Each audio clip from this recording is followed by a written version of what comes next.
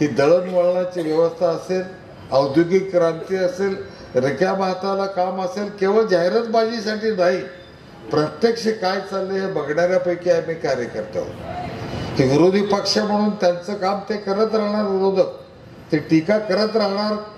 टीका ते करायचा त्यांना अधिकार आहे, आयुष्यभर कायम ते टीका करतच राहणार आहे, कारण त्यांचं तेच काम आहे. पुढे तेच करायला लागणार आहे त्यावेळी, कारण मोदी साहेबांची सत्ता येणार आहे उद्या 2024ला. परत मोदी तिसऱ्यांदा पंतप्रधान होणार आहेत. हे आता त्रिकाल सत्य आहे, ह्याच्याबद्दल आता वाद राहिला नाही, चर्चा राहिली नाही. फक्त खासदार कामातला पाहिजे एवढं सगळ्यांचं मत आहे. मोदी साहेब तिथं देशात कर्तृत्ववान आहेतच, ते 100% आपल्या सगळ्यांचं नेतृत्व करणार आहेत, देशाचं नेतृत्व करणार आहेत. पण इथनं कोण, तो काय देणार या भागाला, आतापर्यंत काय दिला, हा विषय मोठा आहे. त्या विषयाची उत्तरं सगळ्यात द्यायला लागणार आहेत. त्याची तयारी आपण सगळीजण करूया, कारण तुम्ही बी त्यात आहे, मी बी त्यात आहे. हे डावात कुणाला आणणार आहे ते या सगळी सांगत नाही. ते तुम्ही नाही, मी स्वतंत्र आपल्याला बाजूला ठेवून सगळं राजकारण करतात. तेव्हा काय सांगणार आहेत काय माहित नाही. पण एक सांगतो, आम्ही धोका देणाऱ्यापैकी दोघंही नाही, एवढं सांगतो तुम्हाला. बाकीचं काय समजून घ्यायचं तुम्ही घ्या. आम्ही धोका देणाऱ्यापैकी नाही.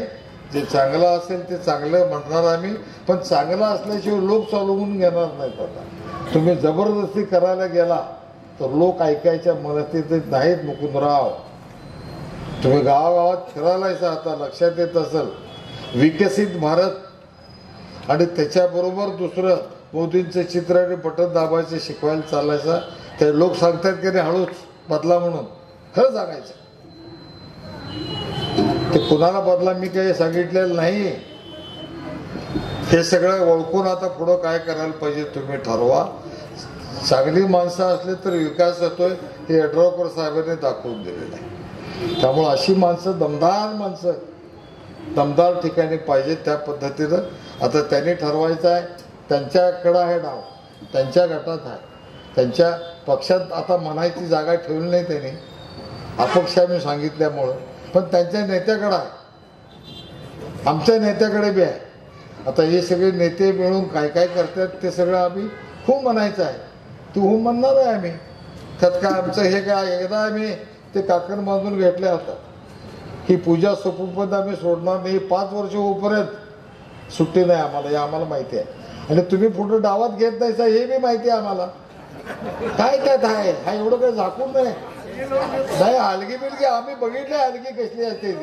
हलगी वाढवायच्या ती तुमची फुटत्या, तिथं पहिला टोका पडायच्या आधी तो कापड फाटलेला असतं आणि कातडा असला तर ते बी फाटलेलं असतं. का फाटतो, कोण फाडतंय हे सगळ्या जगाला माहिती आहे. त्याच्यावर लय बोलायचं कारण नाही विजयराव. तुमचं औषध तिथं चालत नाही एवढं मला माहिती. मला एवढंच सांगतो तुम्हाला, आता लई त्याच्यावर चर्चा नको. माझं म्हणणं की सगळी मिळून चांगलं करूया, सगळी मिळून चांगलं करू. तालुक्याचं चांगलं तर राजेंद्र यड्रावकर साहेबांनी केलेच आहे. जिल्ह्याचंही चांगलं करू, राज्याचंही चांगलं करू. देश तर चांगला झालाय, मोदींच्या नेतृत्वाखाली अजून जोरात पळायचं आहे, देशाला पळवायचं आहे. क्रांती प्रगती आपल्याला अनुभवायची आहे आणि ते अनुभवायला लागलोय. कोण काहीही म्हटलं तरी आज या देशाचे सन्माननीय पंतप्रधान नरेंद्रजी मोदी यांचं दृष्टिकोन, त्यांची दूरदृष्टी जगात त्याची चर्चा आहे. यान चंद्रावर बऱ्याच देशांनी उतरवलं, पण दक्षिणेकडे पहिल्यांदाच भारतानं, सूर्यावर झेप घ्यायचं काम पहिल्यांदाच भारतानं. ह्या दूर फक्त एवढ्या क्षेपणास्त्राच्या बाबतीतच नाही, सगळ्या वेगवेगळ्या प्रत्येक क्षेत्रामध्ये आपली प्रगती, आपली टेक्नॉलॉजी जगात भरे आज आपण झालोय. हे आपलं मेक इन इंडियाच्या माध्यमात हा. आता ह्या त्या विषयावर बोलायचं झालं तर लई बोलायला लागतंय. आणि तुम्ही काय म्हणता, मोदी मगाशी आमचे दोस्तच म्हणाले आता, तुमच्या आधी ते लई वर्षापासून नाही ते म्हणाले मोदींचं कौतुक आता आम्हाच करायला. अरे चांगल्याला चांगलं म्हणायचं ते काय आम्ही, तुम्ही म्हणायचं सोडला म्हणून आम्ही सोडायचं काय. आम्ही म्हणणार ना, आम्ही जे सत्य आहे ते बोलणार. आम्ही तुम्हाला काय वाटतं याच्यापेक्षा ते चांगलं आहे ते चांगलं म्हणणार की आम्ही. तुम्हाला आवडत नसेल आता ते, पण आम्हाला आवडतंय ना, आम्ही म्हणणार चांगलं आहे म्हणून. ह्या सगळ्या प्रकरणात जे आता पुढं काय काय वाढून ठेवले बघूया. सगळेजण चांगलं करायसाठी सगळे एकत्रित आम्ही आहे. आता हे विजयराव मुकुंदराव आमचे सरकार गेल्यात, त्यांचा डाव काय टाकतात काय माहित नाही. सगळी भारी माणसं आहेत, काय बोलत नाही ती सगळी, न बोलता सगळं चालू असते. चालू दे तुमचं.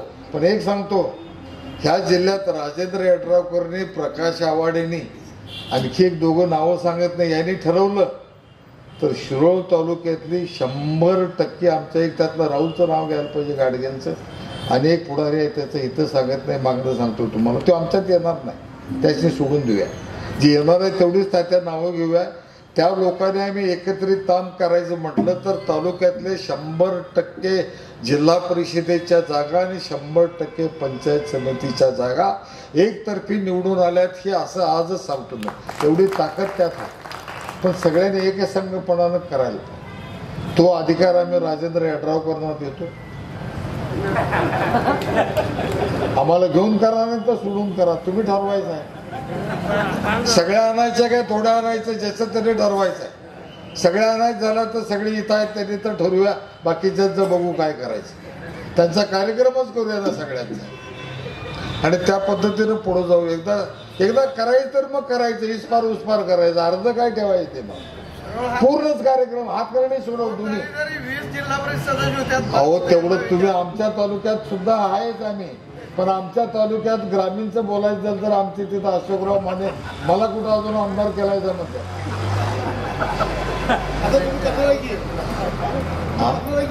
ठरले की आपलं, पण मलाच आता तिथं काय काय करायला बघायला येतं. त्यामुळे तुम्ही काय विचार बदलू नका,